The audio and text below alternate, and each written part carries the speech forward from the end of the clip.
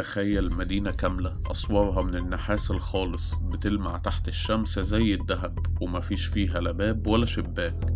وأي حد بيحاول يطلع سورها بيشوف حاجة فوق بتخليه يضحك بهستيريا ويسقف بإيده ويرمي نفسه لجوه وما يرجعش تاني أبدا. النهاردة في 5 جد هنمشي مع حملة موسى بن النصير اللي خرجت بأمر الخليفة عشان تلاقي مدينة الجن، مدينة النحاس.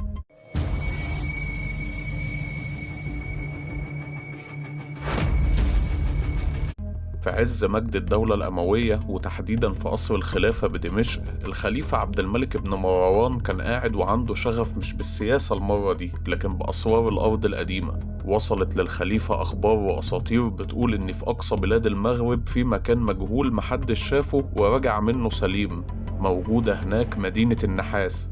والمدينة دي مش مجرد مدينة عادية، الأسطورة بتقول إنها اتبنت من الجن في عهد سيدنا سليمان، والأهم من ده إن في أزايز نحاسية اللي اتحبس فيها الجن العاصي بختم سليماني ما يتفكش أبداً.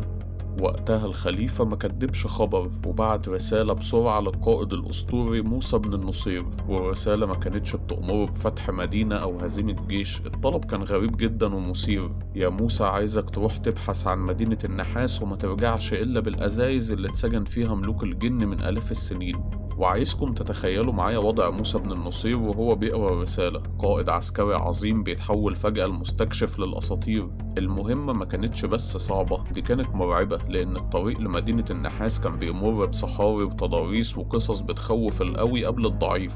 ولكن موسى ما لقاش حل غير إن هو يجمع أمهر الأدلاء والعلماء، وبدأت الرحلة اللي هتغير موازين الرعب في خيال العرب لوقت طويل.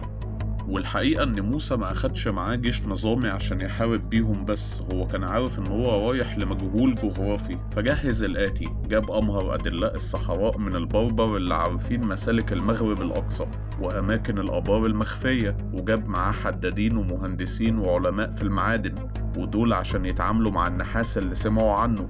وعايز كمان أقول لكم إن الجيش شال كميات مهولة من المية والأكل المجفف اللي تكفيهم شهور، لأن هم داخلين في فجوة زمنية ملهاش معالم. الرحلة بدأت من مدينة القيروان في تونس، واتجهوا ناحية الغرب ناحية بلاد السوس في المغرب، وفضلوا يمشوا في أراضي معروفة لحد ما وصلوا لنقطة كانت بتعتبر نهاية العالم في الوقت ده. بعد ما عدوا المناطق المسكونة دخلوا في صحراء مفيش فيها غير الرملة والهواء. وعايز أقول لكم إن المؤرخين بيقولوا إن الرحلة استمرت لمدة 4 شهور كاملة وهم ماشيين في اتجاه واحد. والحكايات بتقول إنهم في الطريق ما كانوش بيسمعوا ولا صوت طير ولا بيشوفوا حتى حيوان على الأرض، كأن الطبيعة نفسها خايفة من المكان اللي هم رايحين له. وفي طريقهم لقوا قصور مهجورة ومباني ضخمة جدا، كل ما يدخلوا واحد يلاقوا كتابات بلغات قديمة مجهولة ليهم وقتها بتحذر اللي يكمل طريقه لقدام.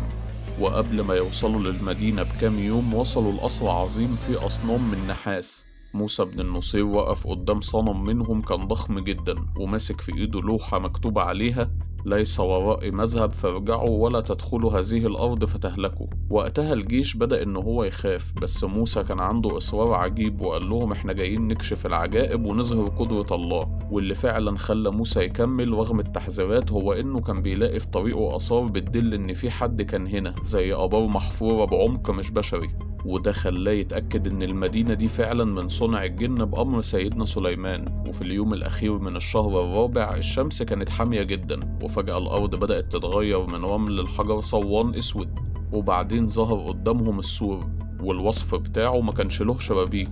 الفتحات اللي بيقف فيها الرماة كانت ممسوحة زي المسطرة، وكان النحاس بيلمع لدرجة إن الجنود كانوا بيغطوا عينيهم عشان ما يتحرقوش من قوة انعكاس الشمس. أما بالنسبة للمساحة فهم فضلوا يلفوا حوالين السور ده يومين كاملين عشان يلاقوا بوابة، واكتشفوا إن المدينة دي ملهاش بداية ولا نهاية واضحة، كأنها قطعة واحدة اتصبت زي ما هي. وبعد ما فشل جيش موسى إن هو يلاقي مدخل واحد للمدينة، وقف موسى وسط جيشه وأعلن عن جايزة كبيرة: 1000 دينار ذهب للي يطلع فوق السور ويقول لنا إيه اللي جوه. وتقدم أول متطوع كان شاب شجاع وقلبه ميت، ربطوه بحبال متينة من وسطه وبدأ يطلع السور النحاسي بصعوبة بسبب نعومة السور.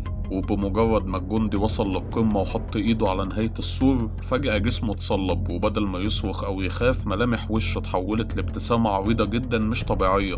وبدأ يضحك بصوت عالي وهستيري ويسقف بإيده كأنه شايف أجمل منظر في الدنيا، وقبل ما حد يلحق يشده بالحبل فك نفسه بسرعة ورمى نفسه جوه المدينة، وما سمعوش غير صوت خبطة مرعبة وبعدها سكوت تام.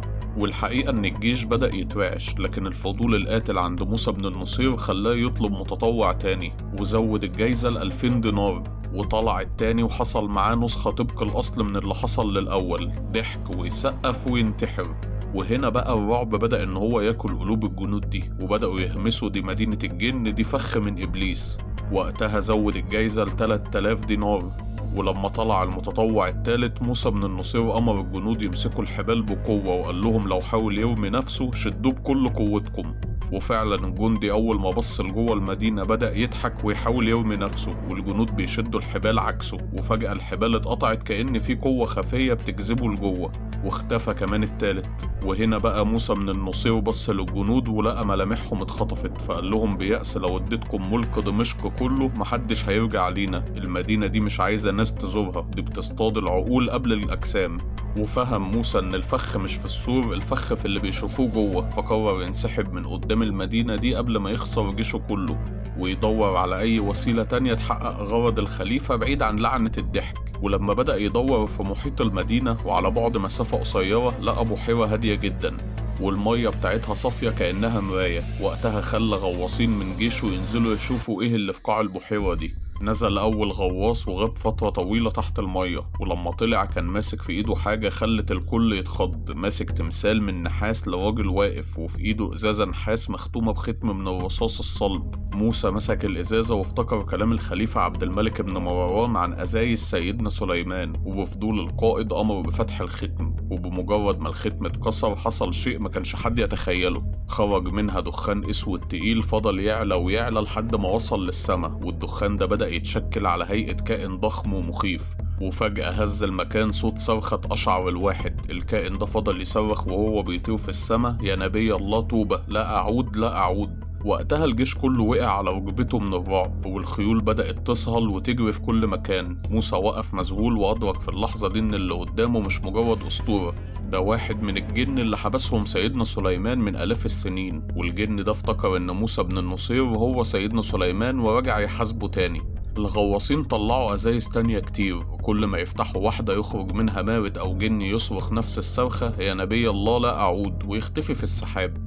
وهنا موسى بن النصير قرر إن هو يوقف فتح الأزايز في لحظتها، وقال: هذه أمانات نبي الله سليمان سنحملها كما هي لأمير المؤمنين بدمشق.